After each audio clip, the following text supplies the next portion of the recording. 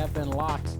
So it looks like we know exactly what our lineups are going to be. We'll be jumping into game shortly as we see an emphasis on heavy tanks, T-32s out on both sides, 5100s and 69s sort of being split on either side, as well as our game is getting ready to start up. So here we go. Gentleman Gaming versus Refuse to Die. Yes. All right. I hear a bag of kittens as the team captain, and then you hear refuse to die, and it's just like it's hard to put those two things together sometimes. Your brain just doesn't want to say. Well, a bag of kittens is refusing to die. I mean, a kitten should never have to die. Is the cold hard truth. I've grown to like Kitty I and love Junior, kittens. Frodo and Junior. So. I can't. All right. Well, let's go ahead and jump into mines and start talking about some actual tanks.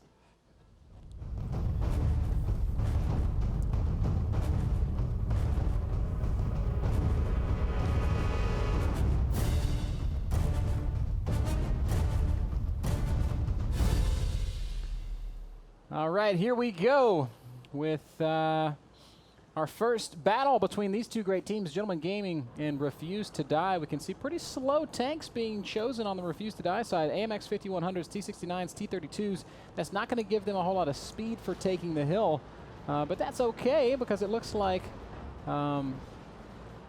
excuse me, that's Gentleman Gaming in those heavy tanks, but that's okay because Refuse to Die is not trying to contest the hill directly. They're doing what Andre was talking about. They're pushing tanks up onto that hill. Yep, double 1390 is going on up there, and this is going to help out so very much. Of course, having those auto loaders there, just you're able to do so much with it. Very cool play there. 1390s will kind of hang tight on that hill for the time being and wait for some spots to get. Looks like World War II Fanatic has been seen already. Yeah, and he's logging down in a good position, that T-32. Rookhill calls those rocks on the opposite side, the rocks where you go to die. But that T-32 in a hold down position with its good gun depression can get some initial shots fired and hold on anything trying to creep up the hill, but not being able to spot really anything yet. He's good. There, the other T-32 from Derek Viker trying to lock in a shot against World War II Fanatic. No shots fired yet, but now both the T-32s have seen each other, and the other T-69 bag of kittens can creep up. And if that Derek Viker is alone, which we all know is not the case, he could move up and get a couple shots on the side. Derek Viker sitting with Death Reaper. They are sort of covering each other, so World War II Fanatic does need to be very careful that he doesn't overexpose himself here. There are two tanks, two T-32s ready to fire on his position. They're holding their shots, though, realizing that World War II Fanatic is hold down and will be hard to spot. That first 1390 up on the hill has been spotted. That's Valkyrie Vewas. And you know, he's got a full drum ready to be unloaded on something. He's just not really in position to open fire just yet. Meanwhile, what's going on with the rest of Refuse to Die? Refuse to Die is pretty much camping in that same spot on behind Bag of Kittens and World War II Fanatic. They do have a good spread though. They're T1s, one in the bush, way to the far side against the water side, and the other T1 on the east village. Quasiar is going to be able to see if any approaches are coming on that east side to try to get a flank around that hill. These T1s, again, we emphasize this a lot. They can't really penetrate or do damage against other tanks, but they are eyes and ears, crucial eyes and ears on the battlefield, and that is going to stop any sort of initial aggression, at least for now, from Gentleman Gaming. It will be a bit of a standstill until a couple shots will go across, or kind of the side hits from Valkyrie Vewas if he does commit, but it will be a bit of a gamble if he does, because that 13-9 will be very exposed to a lot of fire from the red team. Yeah, Valkyrie Vewas is really not able to get a shot on Death Reaper or Derek. Derek, we'll just call him Derek. Yeah, call him Derek. In that T-32, both these tanks are well positioned, and the 13-9 would be firing down on their hulls, so I think Valkyrie Vewas is smarter than to push in on two T-32s. It's too much hit points, too much armor, and too much potential firepower. So we are going to have a little bit of standoff here. That T1 from CMO 1702, it will creep across the water to get a little bit closer and notice nothing is happening, at least in that water side of the map. But a couple tanks could be hiding behind those rocks to the south. Now, if he is not able to spot anything, he could push a little bit inwards before he's spotted, but he's got to be really careful, because if he does go down, that is a complete waterside advantage that the red team could have to get in those rocks and get those shots across the way for that hill push. If Bag of Kittens and World War II Fanatic do try to push in, if they do get hit on that side, they're going to fall back, and because they fall back, the red team can move in and get that hill advantage. So this T1 can be very, very crucial. Could pull the trigger for either team if he does go down, or is able to spot, if not one, two of the heavy tanks to the south side. Yes, sir. Still not a whole lot of movement out of either of these teams. Both sides really wanting to be certain of the position of their opponents before they make any sort of crazy commitments. We see Valkyrie Vewa still holding this position on the hill. And Derek Fakir and Death Reaper. Whoa, Otto and that T1 Cunningham does get picked off. I think that was Valkyrie Vewa who took that shot. Yes, and Bag of Kittens takes down the other T1 that was over on the east side. Now the east side is fully exposed for the blue team to move further to the south. But with that T69, that is a key indicator that T69 is not at the center. And Derek's going to move up knowing that T69 is on the east. He's going to get hit himself, taking 1302 out of 1550. But Death Reaper is able to land a shot against Valkyrie. Yeah, Valkyrie Vewa is forced to retreat. He's taking a lot of damage, dropping down to 700 hit points. But whoa, surprise, there's another 1390 up on that hill. And Derek Fakir taking a lot of damage in the exchange with a big skirmish unfolding here. And it's actually Refused to Die who seems to be getting the worst of the exchange. They are falling back in a full retreat. Anubis, very low on health, is going to go down to the autoloader action in Tyler GM2. So great play there from Tyler in that AMX 5100. World War II Fanatic and the T-32 going to try to round the corner with the Bag of Kittens. But there are a lot of tanks coming to bear on their position. They're going to take loads of fire from the T-69, the T-32, the AMX 5100. All concentrated on this position, and Refused to Die taking heavy damage, and still not a single tier 8 from Gentleman Gaming has gone down. What great HP sharing and focus fire from these tankers. Fantastic. And Mass in the 5100, a little confused on what he was trying to do initially. I don't know why he didn't try to move in against the blue team that was on the hill, but he's gone back to clean up any aggression from those T1s on the map. Because he did not fully commit, they are more flexible on the battlefield to clean up that flag cap, and that is going to stop the blue team in its tracks. A nice execution from the blue team to try to spread out the numbers of the red, but Colonel Angus goes down. Refused to Die is in dire straits right now as Valkyrie Vewa in the 1390, the only one left alive, as he's going to hightail it out of there. Yeah, Valkyrie Vewa down to just 437 hit points. He's got nothing really going for him right now. He is in a full retreat, and he's going to have a hard time doing anything about the inevitable outcome of this game, as the entire Gentleman Gaming is giving chase right now. T-32 pulling up, and that's Death Reaper. He will fire. He's going to take a little bit of damage, but ultimately that is not going to matter, as Valkyrie Vewa will go down. Great play there out of Gentleman Gaming. They're going to take game one decisively, only losing their tier 1s. Welcome back to the desk of the Wargaming.net League North American World of Tanks Season 2 Qualifier number 1. I am now you. You are now me. I am now Joshua Clutch Gray. No wonder, nope, man. They fixed it. There we go. Thanks, guys. I was wondering why you look so handsome. Identity crisis. I was like, man, I look good. When did this change? You know, My girlfriend's going to be so happy when I get home tonight. This was the first time you and I have commentated together in a while. It's been about like 6 months. Dude, it's very seldom that we get to share the desk with one another. Yes, the world can hardly handle it. And then we have Greetorp as well, and that's why the world's exploded. That's right. Just could not handle. Boom. Just We're going to see a lot more things explode. What's the next map for us, Ben? Himmelsdorf is the map, and you know what? The countdown has begun, so let's go ahead and hop to it. Map intro, go.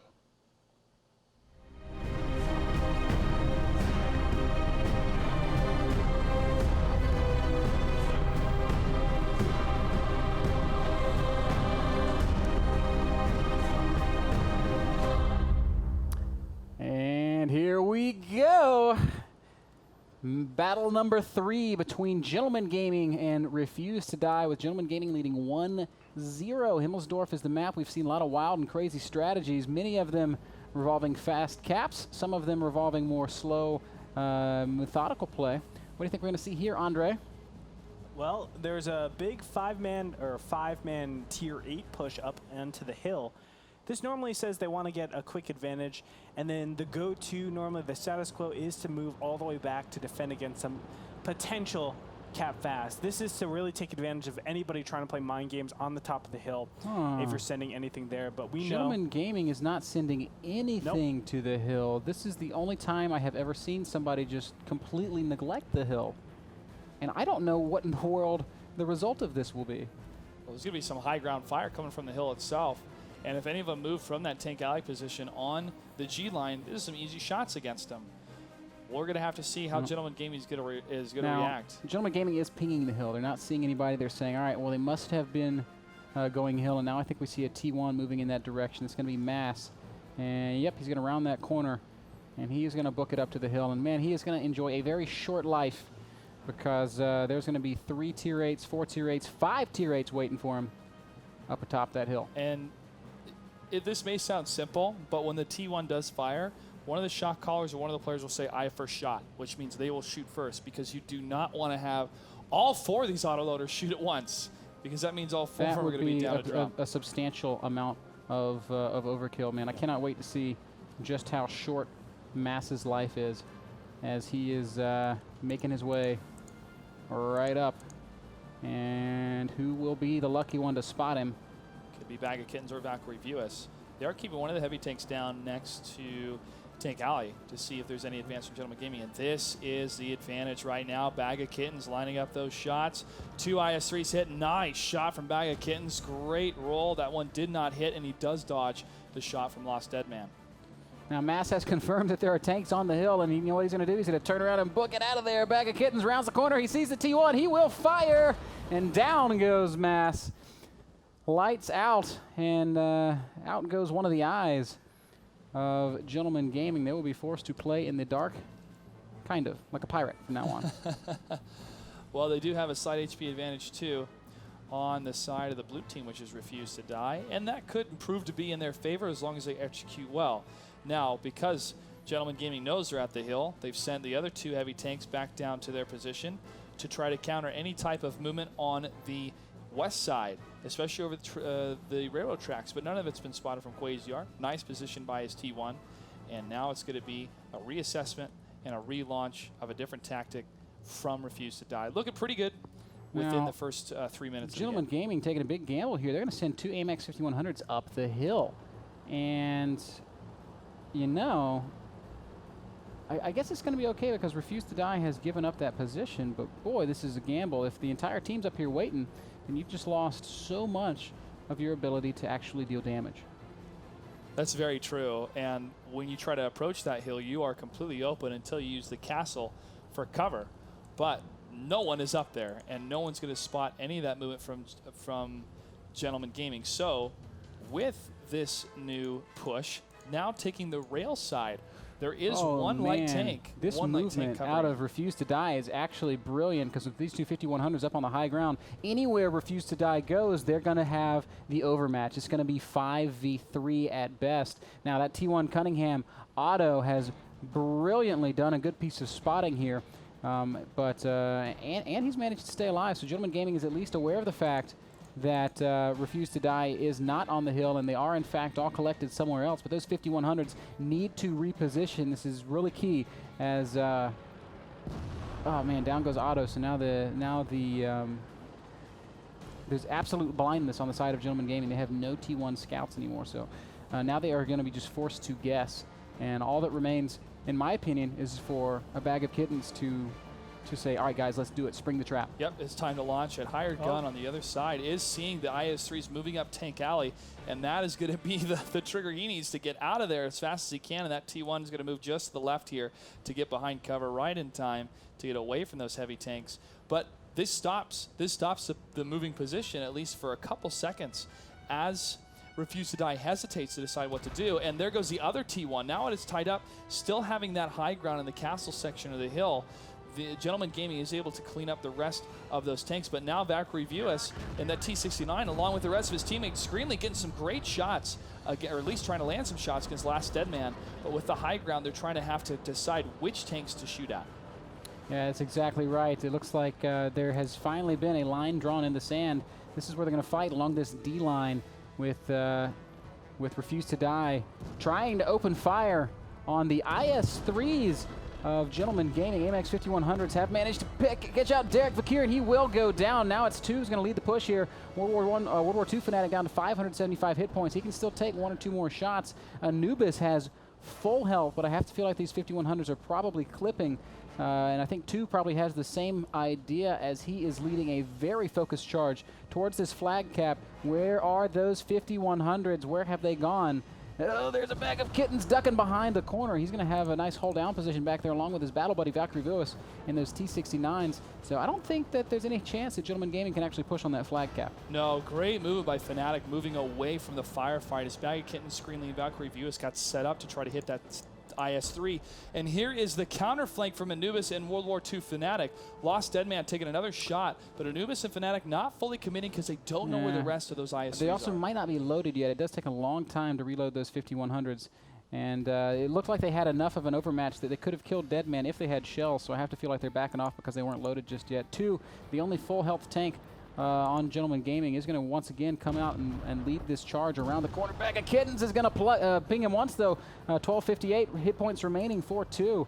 As man, look, what great movement out of these 5100s. They're just staying out of the line of fire and waiting for their opportunity to deal some damage. Tyler GM2 looks like he wants to go chase him down, but he has to think twice about that as his 5100 is a very soft target.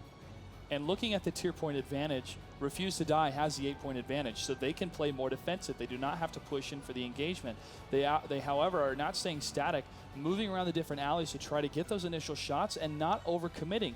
That is very crucial, especially the 5100s. Being caught out in the open against an IS-3, one of the shots bounces, you're in serious trouble. But being able to move in, stick and move as they say in boxing, has been very, very, very advantageous for Refuse to Die.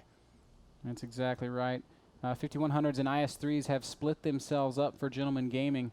Looks like Tyler GM2 and Death Reaper are just waiting for those IS-3s to initiate an engagement before they swing around this corner and go get involved. A Bag of Kittens and World War II Fnatic still with Anubis as well, so all the autoloaders are focused together. Tyler GM2 and Death Reaper need to get moving as they are just sitting static outside of this fight. Maybe they're reloading. I'm not sure what's going on. But it is time for them to get involved. Meanwhile, these IS-3s have taken a little bit of damage trying to move on this corner, held by a Bag of Kittens and the rest of his team. What are you waiting for, Gentleman Gaming? Bag of Kittens, Fnatic, and Anubis are locking down that corner, and here comes 237-41 with the push. Bag of Kittens right in the front. Shot misses. It actually hits into the side. But 2 takes a lot of damage from Fnatic on another hit. Bag of Kittens missing again, or at least another bounce. But there's a kill from Anubis against that IS-3. Lost Deadman going to try to use that hole of his dead comrade. He does get the kill against Anubis, but still the advantage goes to Refuse to Die.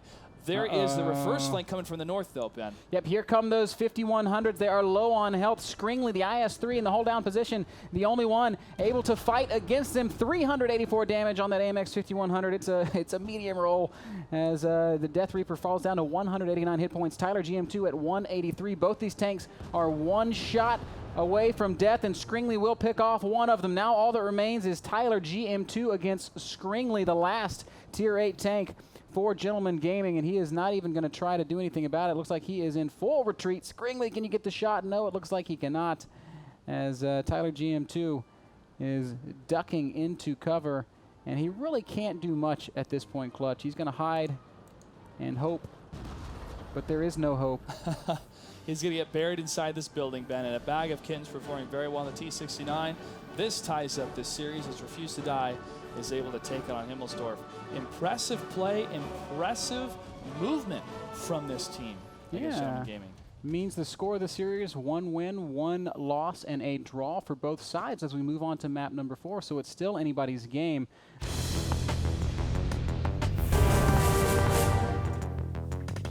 And here we go. Once again, Inks is the map. Gentleman Gaming spawning up in the north, and Refuse to Die taking the south spawn. There are a couple of ways to play this map. Most teams in the current meta play it a little bit more slowly, but there are always aggressive options. Almost every push revolves around pushing through the blocks. That's on the 1, 2, 3, 4 line. That's right. And actually, sometimes pushing through the railroad as well. I want to go and go with the tank selection real quick. 110 AMX 5100s, 2 of them, 2 IS-3s and 2 T1s on the side of Refuse to Die. For Gentleman Gaming, 3 AMX 5100s, 2 IS-3s, and a T1. Favoring that 110 instead of that autoloader will be on the side of Refuse to Die. Let's see if Valkyrie Lewis is able to pull it out. In the capacity of the 110 can perform, but it's going to be really up to positioning and landing those big shots. I'm actually surprised there's no T69 here. I'm so happy there's a 110. I was being completely facetious when I said that. Oh, they're still very good tanks, very close to the IS-3. It's close to the IS-3, but it lacks that sort of all-aroundedness that the IS-3 brings. It has huge alpha, and in theory, if 5 110s fired on a tank, it would just die, in theory. Well, four 110s will kill any tank. Most tanks. Well, except the KV-5. Yeah. But even like a T-32, on average, it'll kill it. T1 fight goes down. I guess that's right, yeah. Gets the first blood. As we've seen a push past the midline, past the E line, and this means a full commitment, at least initially, unless it could be a big fake. But Bag of Kittens, the IS-3, leading that charge.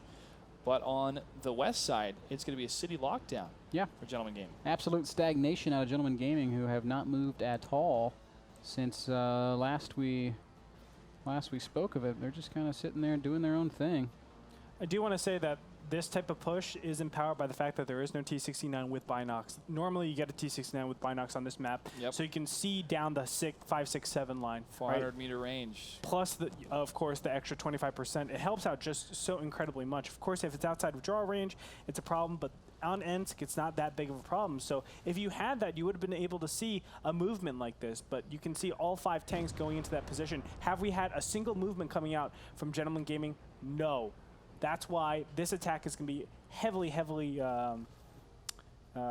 empowered, because there's no defensive position being taken. Yeah, they're too stagnant. Bag of Kittens and his Refuse to Die comrades doing a good job of forcing movement, and Gentleman Gaming not doing the best job of actually responding to that. Well, now they're able to shut down both T1s on that side, killing the one next to the flag cap. Gentleman Gaming initially is going to think, well, they're going to go for our flag cap guys. Let's move into another defensive position, pointing to the east with their turrets if necessary. But now a reset coming up from Refuse to Die, going to the south. Love the movement once again. I can tell, Andre, that you've been talking to a Bag of Kittens, because this is the kind of strategy that we often discuss when we're having our we could crush these noobs if we had our own team conversations, which are, of course, completely ludicrous, because I, for one, am terrible at this game. Delusions of grandeur.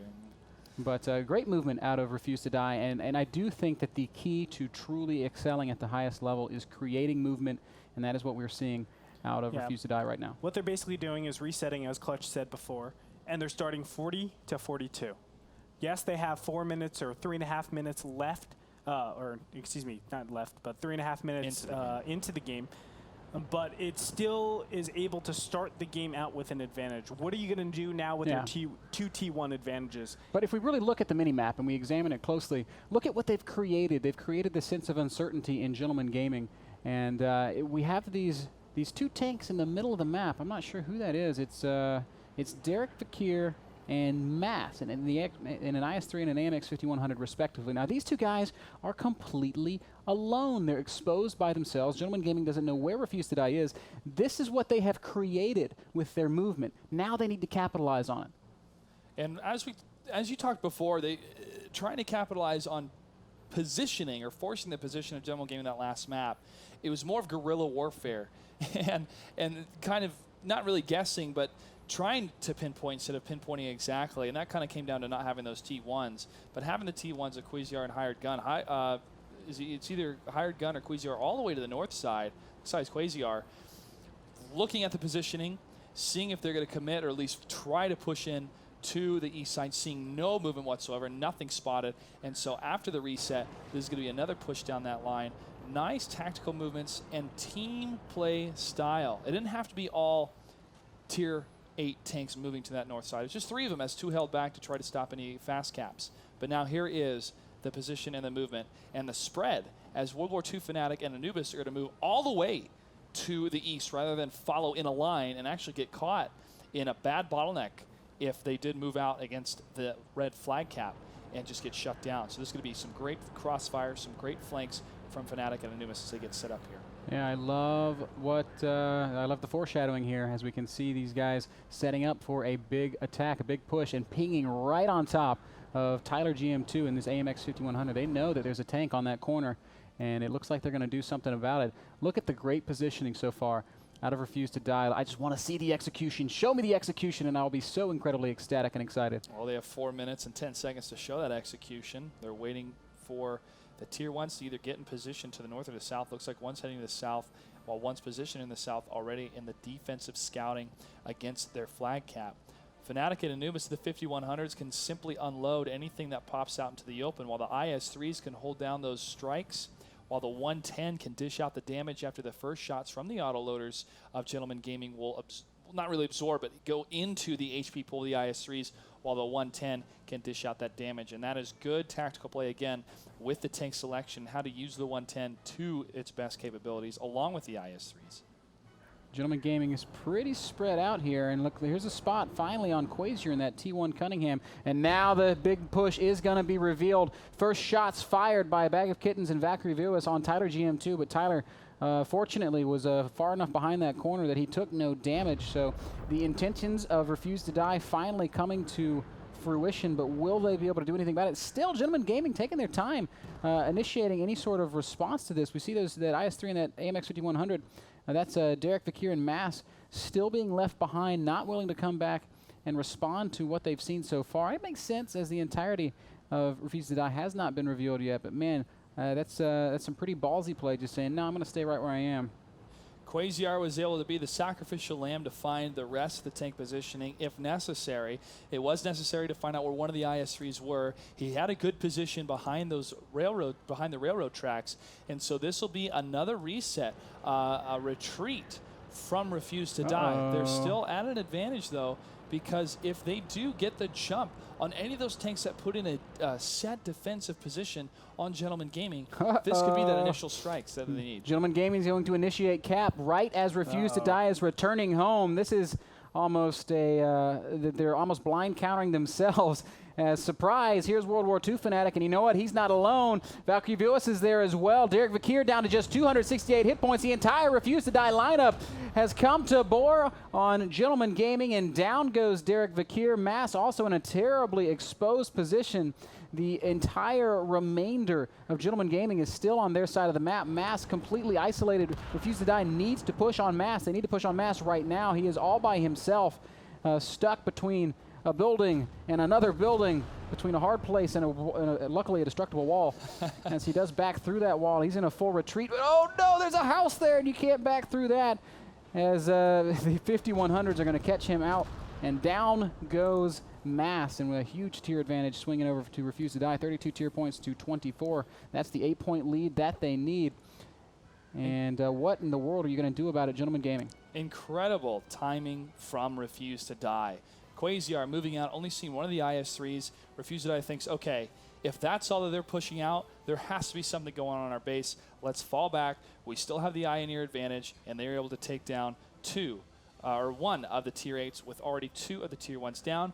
All Refuse to Die has to do is wait it out. 54 seconds left on the clock. They have the tier 8 advantage. The ball is in Gentleman Gaming's court as they have to try and tie up the tier point advantage for a draw or take down enough tanks for a win. And you were seeing absolute breaks being slammed on here from Refuse to Die. They are going to set up the ultimate defensive posture and just wait this out. 30 seconds is all that remain, and they will win via the 8-point rule, which states that when neither side is able to take out the other, that the team with an 8-point tier lead or higher will be declared the victor. That means Gentleman Gaming has got to make something happen right now, and it's going to be Death Reaper in that AMX 5100 leading the charge. Interesting choice, putting the autoloader out in front. He's going to spot Anubis, and he's going to just fire and miss. So too will Anubis, but that doesn't matter. All he has to do is stay alive for 8 more seconds. 6, 5. I don't think that there's any way that Gentleman Gaming can solve this dilemma as the clock ticks down to 0, and your winner will be Refuse to Die. Great back and forth movement from this team. Again, trying to read their opponents and read the possibilities. It's not just the tanks that you do scout, it's also the tanks you don't scout. When Quasiar moved across, it was a bit of a gamble. Yes, you will lose a T1 because of it, but only seeing that one IS-3 fire, they thought, not enough tanks here to defend. We don't have the information necessary to push in. Let's fall back, and they're able to get those 2 tanks. Very nice play from Refuse to Die. Yeah. If I have to say, obviously it was really, really nice. They were able to catch those 2 tanks out that were trying to do a reverse cap. Did not work out because they read the situation wrong. But Refuse to Die, I would have loved if Hired Gun was a little bit more active. He stayed on the south side the entire time. I think it would be much better to take all tier 8s, just shove them across to the east, and then put the 2 T1s all the way up in the north. And what you then do is, as soon as you see any tank, whether it be in the middle or the top, you go and cap with your 2 T1s. That's 2 shells around 600 damage that you're committing out of the main engagement. That's such an important part of of taking down your opponent's tanks, and of course you can go for that cap. Still, everything said, it was a really nice mobile game out of Refuse to Die. Good job of moving around by Refuse to Die. I still think they're missing opportunities, but we just very clear that they're piecing together that big picture of I'm going to create openings and I'm going to win by exploiting those openings that I create. So they missed a couple opportunities, but ultimately because they were active, because they were moving, they did find a win, and they sucked it up. They snagged it. Makes the score 2-1. Refuse to Die leading. They must win this next map to clinch or draw this next map to clinch. Gentlemen Gaming in a must-win situation if they want to continue on in this qualifier. Well, guys, we're going to head into a very short break. Don't go anywhere. We'll be right back with what could very possibly be our final map of this series. Welcome back once again to the Wargaming.net League North American Season 2 Qualifier number 1. I am Mr. Bitter. And I'm Clutch, and we are going to get this game underway in just a sec. We did have a disconnect. It'll be on Abby. And joining us, as we see to the right, is Andre Gritor. Looking very trim. Hello, everybody. Have you lost weight, Andre? I have, Ben. Thank you for mentioning that. I've been losing a lot of weight. You know, I think you just sweat it out. I peaked at like 215, believe it or not. Wow. In like November of 2012. Which is large for a man that's 5'2". Yes, very much so. I have very short, stubby legs, guys, and then a very large upper torso. That's how I'm keeping up with Clutch, who's actually like 6'9". It's kind of crazy. 6'40". He's a giant. But yes, I've been working out. I've been doing jump rope. I've been running, which is terrible. And running is just awful. I've been doing just like a ladder workout, which is really cool too. A ladder workout? I don't know what to call it. You climb a ladder? No, I don't. You do integral steps. I do 10, 20, 40, 80. Oh, it's like the way that you structure your workout. Yeah. Okay. We can find a ladder. If you really We could. want to climb one. We could. Or a rope. Yeah. That would be cool. No, it would be cool climbing a ladder without your legs. I climbed a rope without my legs. Okay. guys. Well, you know what? Let's go ahead and jump into Abby. As we're about ready to start this 5th map.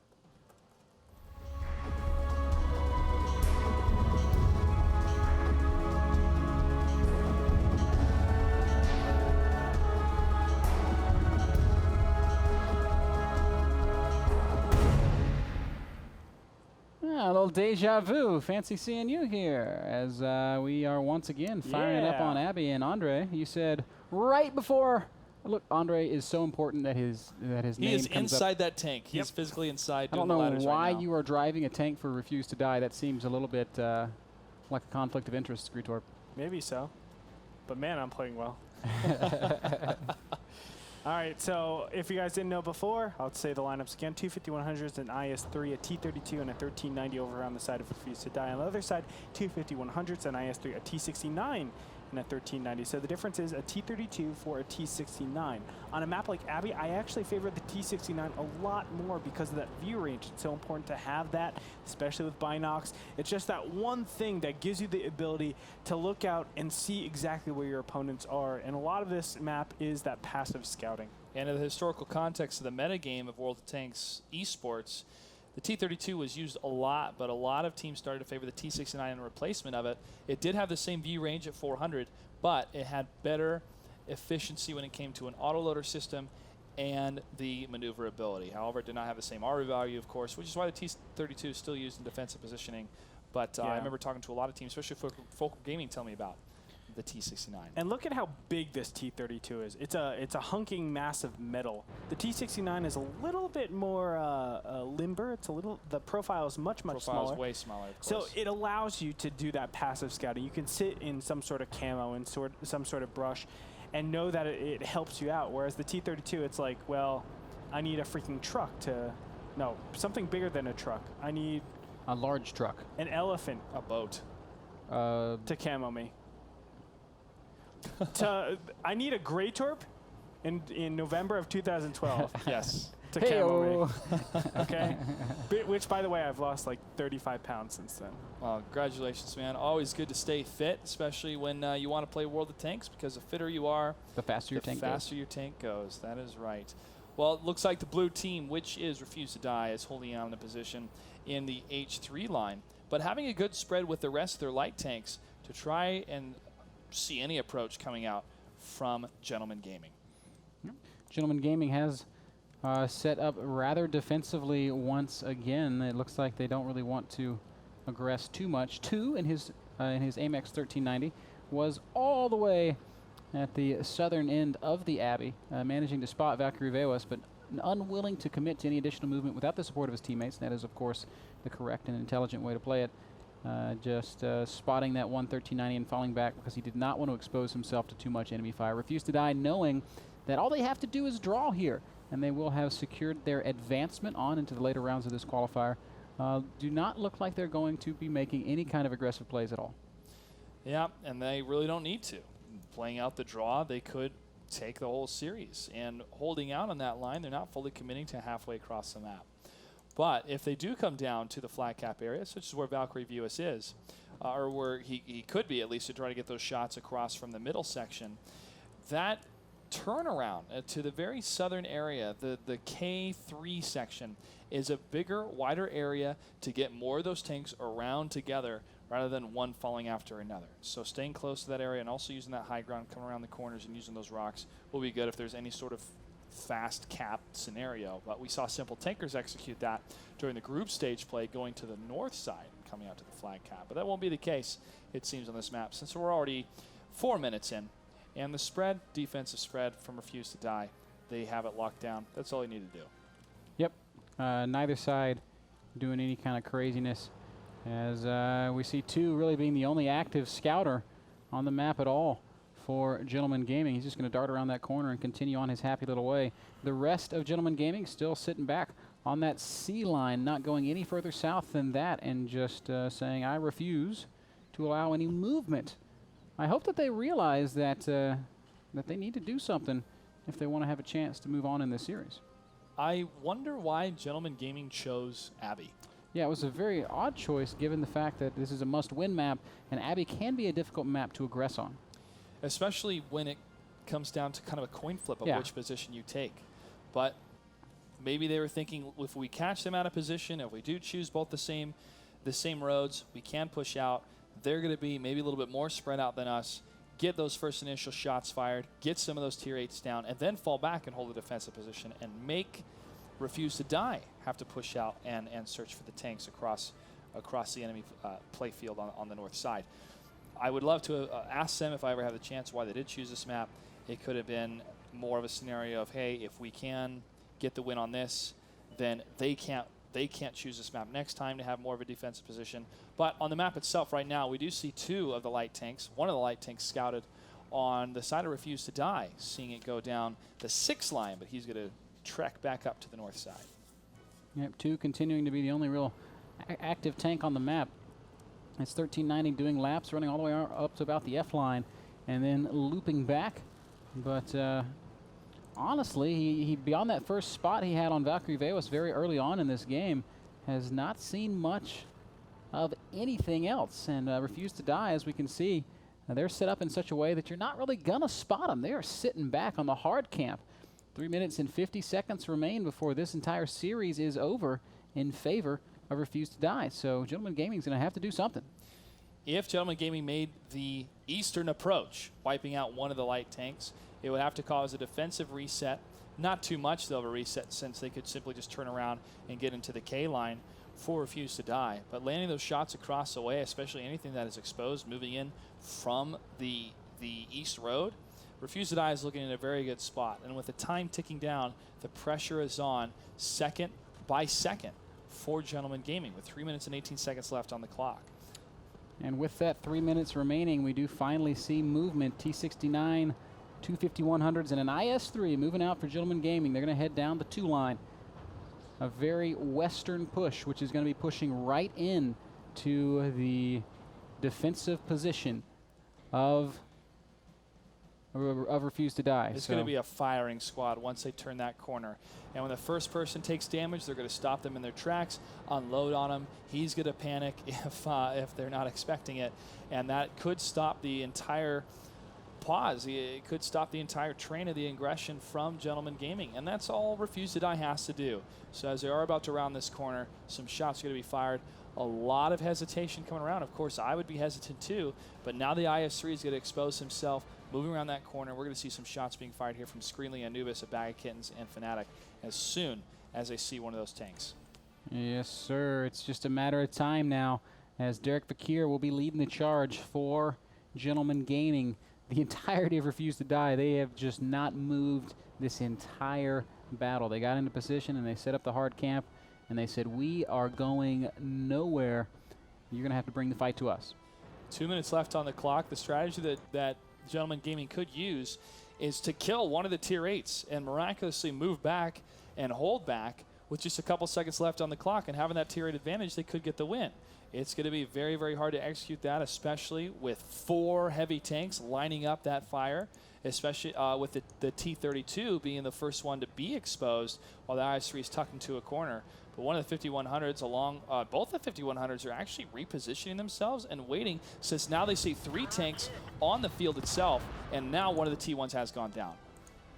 And one of the T1s for Refuse to Die has bit the dust, but still we see no movement out of their tier 8s as they are showing just an obscene amount of patience. 1 minute, 13 seconds left. It looks like it's going to be a last-second blitz, and here we go.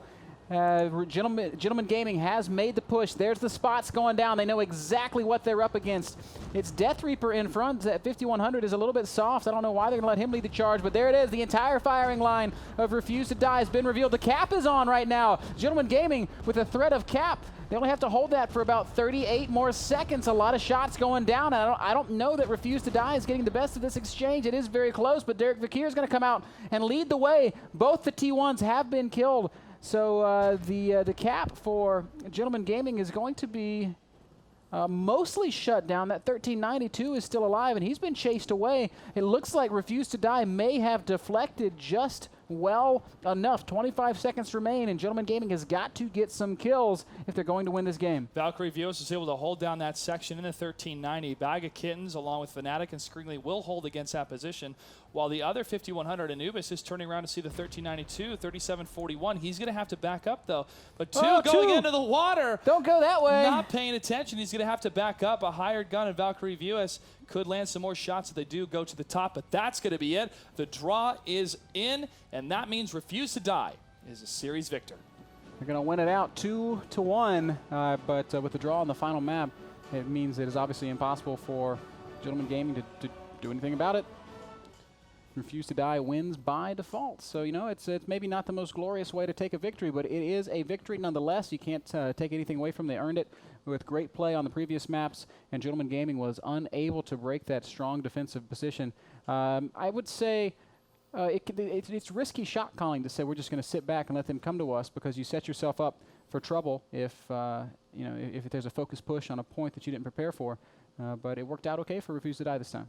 It definitely worked out okay, and even the nerves of keeping your hand steady on that trigger while you're waiting for anything to pop around that corner. And when they did have those 3 tanks moving in against their flag capture, they did not all fully panic. It was the 2 AMX 5100s that turned around. One of them actually went back to that line when they knew those other heavy tanks were to come around the corner, cleaned up what was left. Valkyrie Vios in the 1390 with the speed was able to keep shots on those tanks to stop the flag capture, and they were then able to lock down that aggression, and were able to play defensively. Very well played. Yep. Very much so. I mean, the positioning makes it so difficult, especially with that T-32 being there. It's in a not completely hold down position, but it's in a position where it is a little bit difficult, especially if you're in a T-69, to get those shots on. So that really makes it so the T-69 has to aggress on, but you don't want to be aggressing so far on a narrow hallway where, you know, you're just going to be bursted down. So put them in between a rock and a hard place where they didn't know how to commit against that army. In the end, of course, the draw was inevitable, and Refuse to Die played overall, I think, a much better series than their opponents. I completely agree with that statement. They do move forward in the qualifier, where we will probably see more of them in coming days. So congratulations to Refuse to Die, and Gentleman Gaming, better luck next time there is another qualifier. We hope to see you there. So That does mean we can begin setting up for our third best of 5 of the day. It's going to be the Black Watch versus Sympasaurus Rex, which is one of the funnest names to say. And these are two teams I know nothing about coming into this tournament, and I look forward to see what they're going to bring. The Black Watch, Sympasaurus Rex, I only like their names. That's about it. But let's see if one of these teams actually bring 5-1-10s. I don't like them even more. That's what I'm talking about. We're going to head into a very short break, folks. When we get back, we should be getting this first match set up. Please don't go anywhere. WGLNA Season 2 qualifiers will continue right after this.